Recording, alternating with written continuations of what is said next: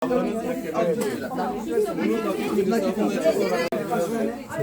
daming turista dito guys. Daming turista. Ito ako sa Ulmar. Mahimili ako ng perda. Cortina. Guys, bumili ako ng torcha na Derek Muno. Gunesh. Derek Muno torcha. Guneshlik kap. Guneshlik perda. Guys, ito yung binili ko guys. Ang ganda. Kasi guys, yung mata ko guys may problema kapag yung ano ko kasi guys, yung sa bahay na ganito. Ito para sa araw.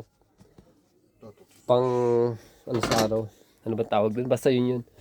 Sumasakit yung mata ko. So ito yung binili ko para medyo hindi siya maliwanag sa loob. Yung guys, yung mata ko kasi kapag nasingatan ng araw, sumasakit siya. Nagluluha. So bumili ako. Kardeş işte bu 3 tane çıkmadı. Çıkmadı. Yung isang kulay.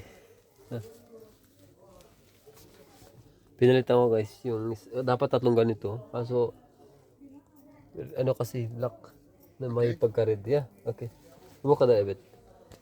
So, kailangan talaga guys, medyo, wag yung pantabon sa araw, sa sikat ng araw, may dapat talaga yung may kulay para hindi sumakit yung mata ko. So, dito ako bumibili guys yan. Ali Efendim. boyu Bu kadar. şuraya kadar. Evet, buraya kadar ya. 1, 2, Böyle. Oldu mu? Tamam mı? Ang kagandahan guys dito, yung mga cortina, made in Turkey, sobrang gaganda. So, ang ganda ng pagkakoto ng mga nila. Hindi lang cortina, pati yung mga halo sa Turkish, nakalimutan ko na sa English eh. Ano bang tawag dun? Yung dito sa floor nilalagay. So dito ako namimili guys, marami dito. Diyan. Puro ganyan yan sa likod doon.